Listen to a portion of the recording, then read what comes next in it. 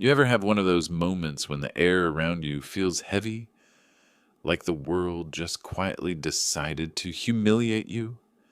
For me, that moment came on a Friday afternoon, the kind of Friday that smells like exhaustion and burnt coffee. The office was buzzing. Everyone was waiting for the annual bonus meeting. We'd been killing ourselves for 12 months, pushing impossible deadlines, patching code at 2 a.m., and making miracles happen for clients who thought urgent meant immediately. I wasn't naive. I didn't expect fireworks or a parade, but I expected fairness, respect, maybe even a thank you that didn't sound automated. I was the guy who fixed the impossible, the quiet one who stayed late while the golden boy, Jason, the CEO's new favorite, posted gym selfies on company time. When the department head, Miss Douglas, called us into the main conference room, people were practically vibrating with nervous excitement, laughter mixed with tension.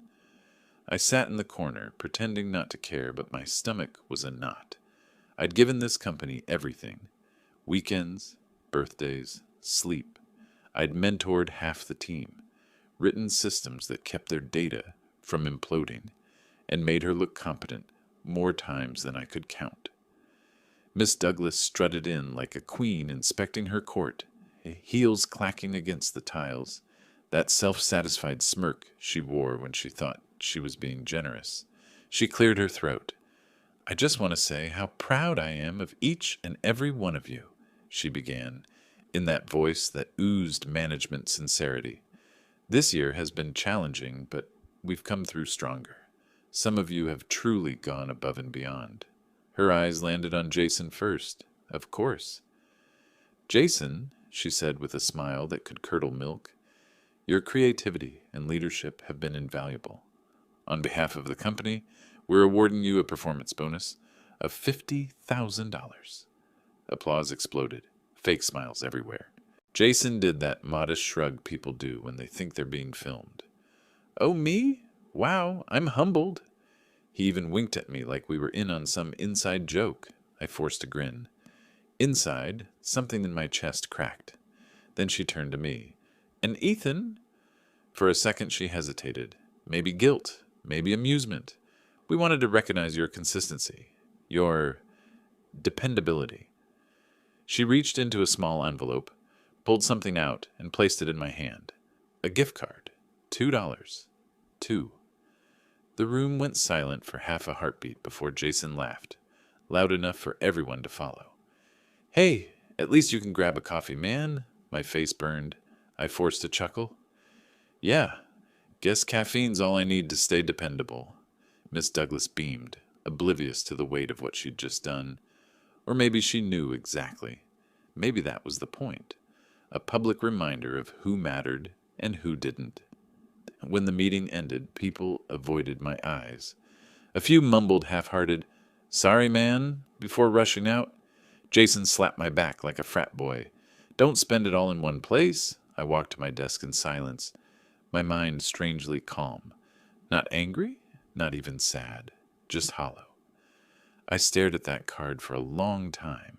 The cheap design, the thin plastic, the mockery printed across the front. "A little something to brighten your day." That was the moment I realized I wasn't angry because of the money. I was angry because I had mistaken loyalty for value. I worked until sunset, finishing my last set of reports. When I shut down my computer, I didn't even look back. My hands didn't shake as I slid the gift card into my jacket pocket. Outside, the winter air bit through my coat. I stood there looking up at the building, the glowing logo I'd once been proud to work under, and felt nothing. My phone buzzed, a text from Jason. "Don't take it personal, man. You're the backbone here. Everyone knows it." I typed back. "Then maybe it's time you learn what happens when the backbone walks away." I didn't send it, just stared at it for a second, then deleted the message, because I already knew what I was going to do. That night, I poured a drink, opened my laptop, and wrote a single-line email to HR. Effective immediately, I resign. No speech, no drama, no warning. I hit send, leaned back, and smiled. the first real smile I'd had in months. Let them keep their bonuses and their fake applause. Let them figure out how to survive Monday without the systems I'd built. The truth was simple. They didn't fire me. They freed me. And they'd realize it soon enough. The office felt different that Monday morning. Not for them, but for me. I didn't walk in to make a scene. No grand speech. No storming out. I just showed up early, like I always did. Because even in leaving, I couldn't bring myself to be careless. The fluorescent lights hummed softly.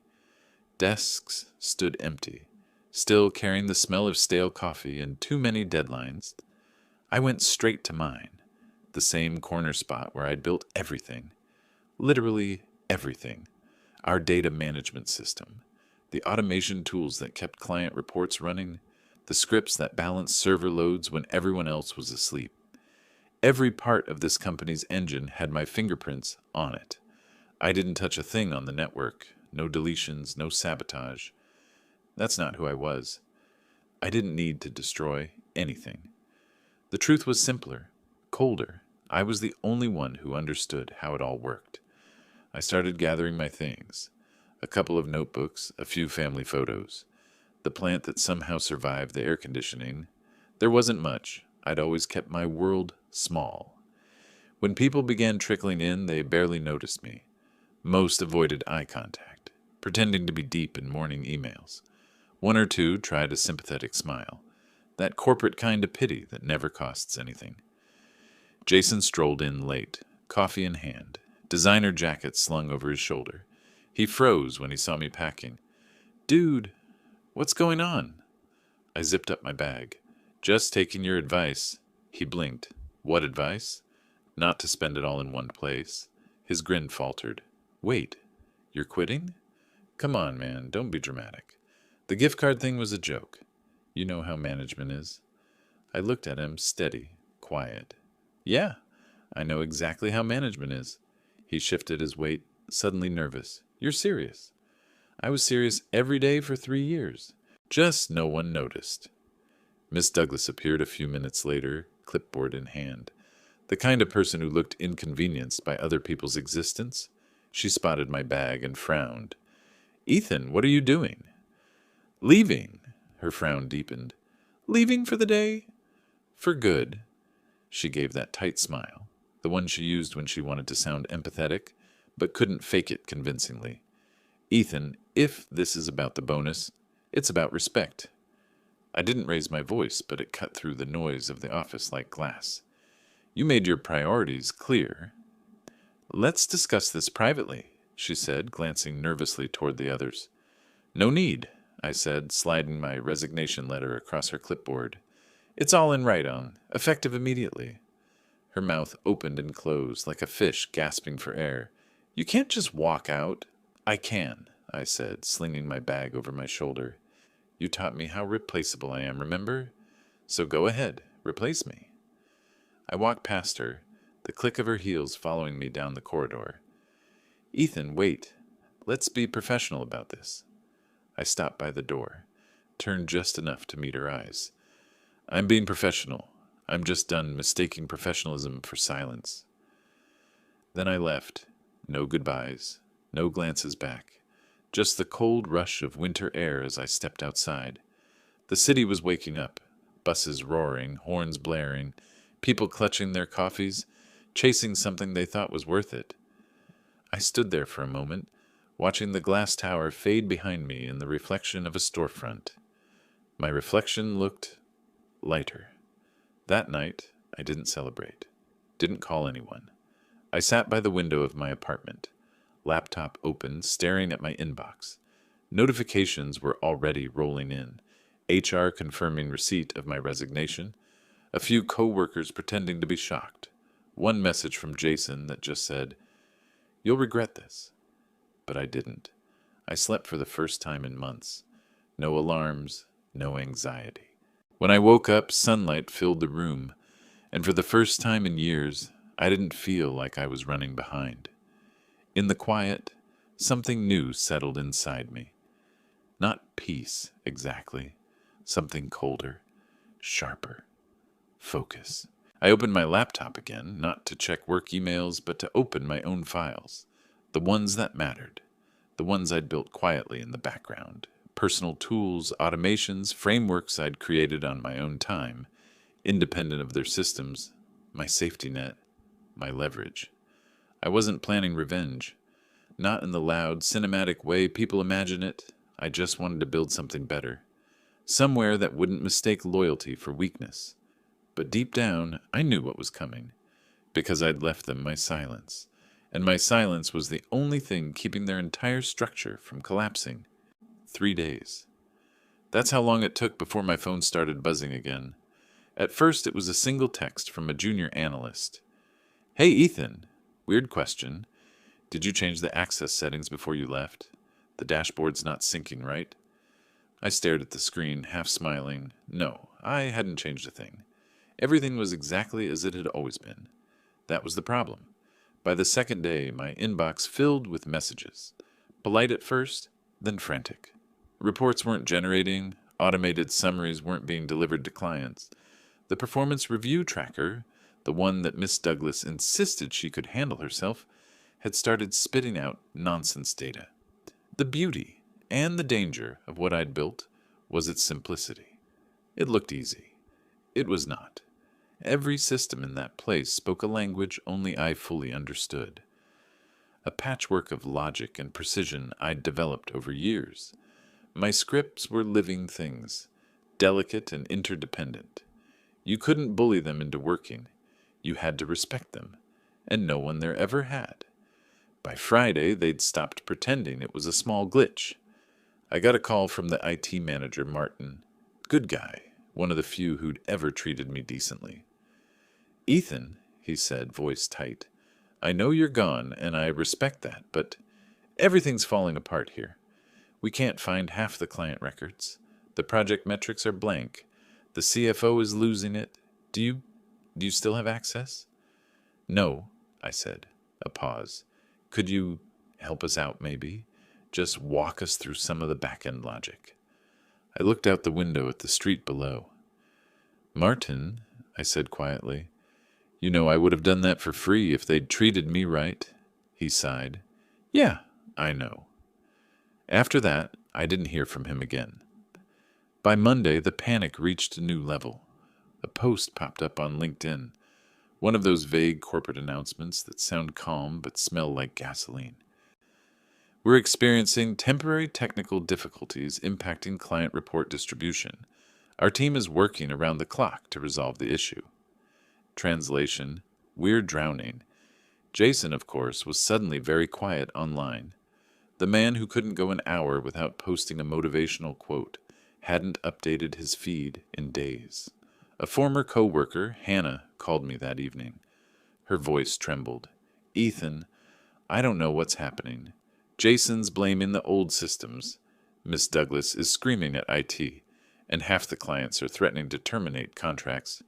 You wouldn't happen to know?" I cut her off gently. "I told them everything they needed to know. They just never listened." She was silent for a while. Then, "You did warn her." "I did," I said, "every single time." That week was chaos from a distance, and I won't lie, there was a dark satisfaction in watching it.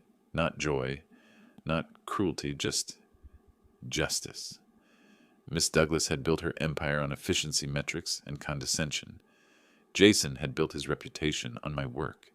Together, they'd built a house of glass, convinced it was steel. Now the cracks were spreading faster than they could patch them. Clients began posting on social media about missed deliverables. An industry blog reported that the company's biggest contract, a multi-million-dollar deal with a logistics firm, had been suspended pending internal review. The stock dipped 11% in a single day. Then came the email that made me pause. Subject: Opportunity, confidential discussion. "Mr. Reeves, we've been following your work for some time. Your reputation for operational design precedes you. Would you be open to a conversation about joining our strategy team at Vectra Consulting?" Vectra, a competitor, one that Miss Douglas used to mock in meetings for being too people-oriented. I replied with 2 words. I'm listening. The following week, I met with Vectra's managing partner at a quiet coffee shop downtown. The contrast was surreal. Calm music, low voices, no fluorescent lights, no fake smiles. He slid a folder across the table. Inside, salary offer, partnership track, full creative autonomy, double my old pay. He said, "We're not looking for someone who just builds systems. We're looking for someone who builds a loyalty from the inside out." I signed before the coffee cooled. A few days later, I walked past my old office building. Through the glass, I saw Jason pacing near reception, phone pressed to his ear, face pale. Miss Douglas was behind him, shouting at someone I couldn't see. She looked smaller somehow, deflated. I watched them for a long moment, unseen among the crowd, the cold air biting at my hands. They didn't see me, but they were living inside the echo I left behind, and that was enough. Back home, I opened my email again. Another message from Martin. This one shorter. They let Jason go. 2 board members resigned. Douglas is under review. I don't know what you did, but you were right. All of it. I closed the laptop and leaned back in my chair. I hadn't done anything. I just stopped saving them. The first morning at Vectra felt like stepping into a parallel universe. No endless buzzing of fluorescent lights. No forced smiles, masking exhaustion. The office smelled like freshly brewed coffee and quiet competence, not fear. People actually said good morning like they meant it. I sat at my new desk, clean, minimal, bright, and stared for a moment at the small brass nameplate they'd set there. Ethan Reeves, Director of System Strategy. For the first time in my adult life, the title didn't feel hollow. My first task wasn't to fix chaos. It was to build something from the ground up. My way. Not patchwork solutions to impress short-sighted managers, not speed over structure. Real systems, real trust. When I met with my team, they listened. Not the polite, performative kind of listening, but genuine engagement. A woman named Claire, a senior analyst, raised her hand during the first strategy session and said, "We don't want another process for the sake of process. We want something human, sustainable." I smiled.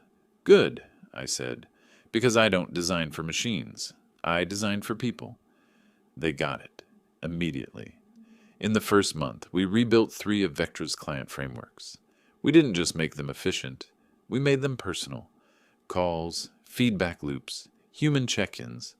By the end of the quarter, client satisfaction was up 40%.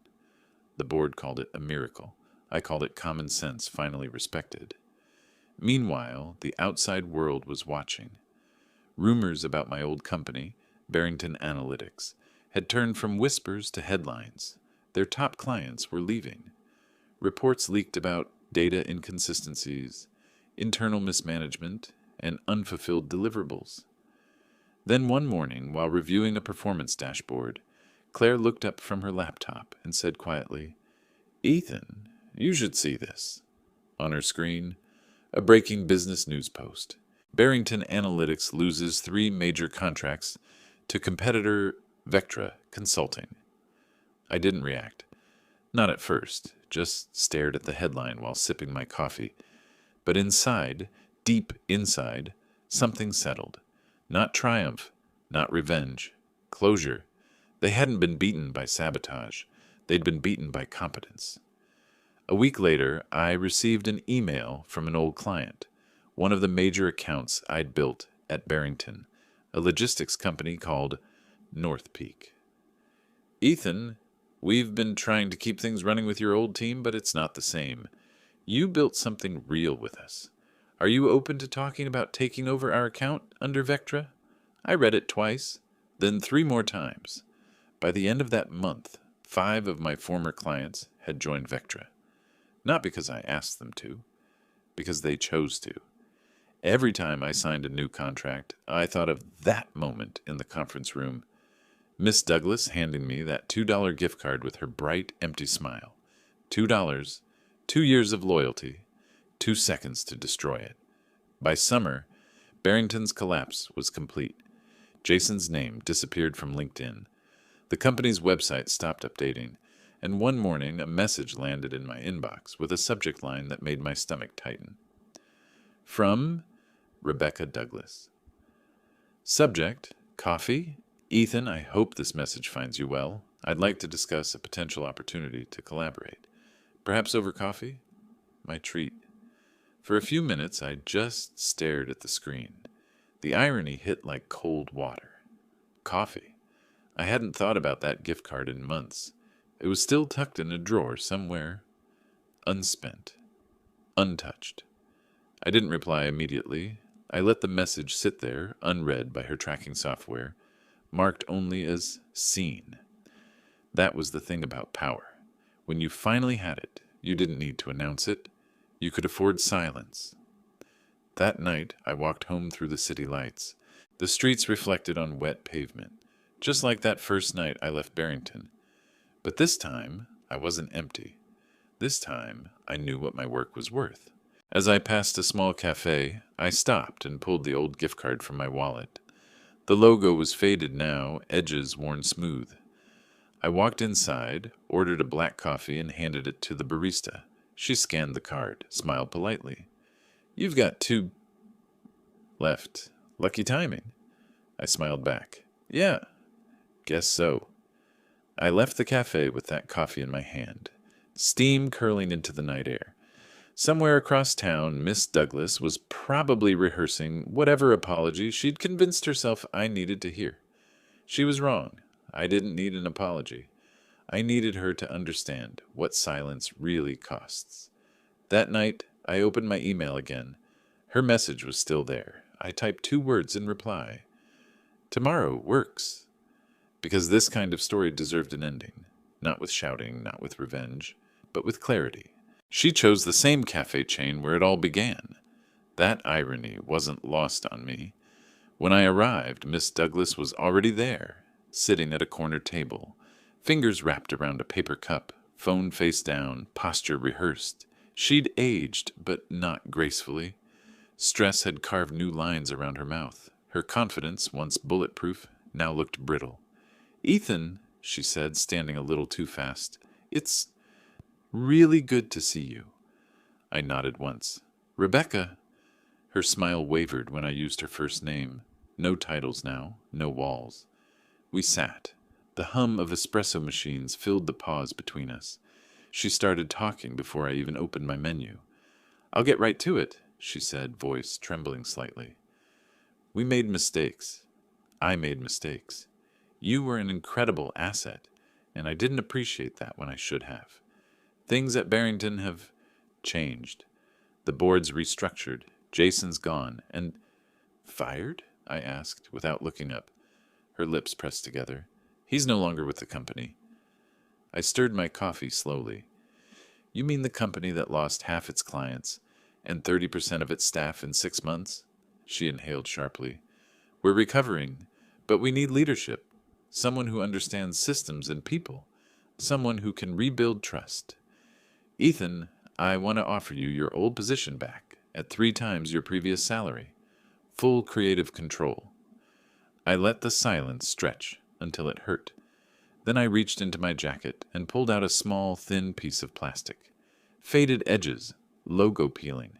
I slid it across the table. She frowned. "What's this?" "Your gift," I said quietly. "From last year?" Her face drained of color as she recognized it. "I finally used it," I continued. "Bought this coffee with it." I lifted the cup slightly, just enough to make the point. "So I guess you did buy me that drink after all." She blinked rapidly, forcing a smile that didn't land. "Ethan, that was a mistake. A joke that didn't land. No," I said, cutting her off. My tone wasn't angry, just final. "It landed exactly where it was meant to." She shifted, searching for her old authority. "I know you're hurt, but I'm trying to make things right." I leaned forward slightly, eyes steady. "Rebecca, the problem isn't that you underpaid me. It's that you undervalued me, and now you're realizing how expensive that mistake really was." Her lips parted, but no words came out. "You thought loyalty was free," I said, my voice barely above a whisper. You thought quiet meant weak. You were wrong, she exhaled, trying to regain control. So that's it? You came here just to humiliate me? I smiled faintly. No, I came here to thank you. That threw her off. Thank me? I nodded. Because that moment, you handing me that $2 card, was the best thing that ever happened to me. It forced me to walk away before I turned into someone like you. The color rose in her cheeks. You're being cruel. No, I said. I'm being honest. There's a difference. We sat in silence. The noise of the cafe swelled around us. People laughing, cups clinking, the hiss of steam. I watched her eyes drift toward the window, to the street beyond, where the reflection of Vectra's new office gleamed across the glass. She saw it too. I could tell by the way her jaw tightened. I heard Vectra's doing well, she said softly. I met her gaze. Better than well. We just took North Peak Logistics as a full client. Her composure cracked. That was her company's last major contract. That's business, I added, standing up. No hard feelings, just clarity. I placed a $5 bill on the table, next to the empty cup. For your next coffee. Maybe buy one for someone who deserves it. She looked up, eyes glassy. Ethan, please. I paused halfway to the door. You once told me people are replaceable. Turns out they aren't. Systems are. Titles are. But people? The good ones? They're the whole engine. Her silence was answer enough. I walked out without looking back. Outside, the air felt sharper, cleaner. I took a slow sip from the last of my coffee. Bitter, honest, perfect. The sun broke through the clouds, and for the first time in years, I didn't feel like I was running from anything. I'd built something real, and they had destroyed themselves trying to replace it. They gave me $2 to prove my worth. Turns out my absence cost them millions, and I didn't need revenge, just distance. Sometimes silence is the loudest thing you can leave behind.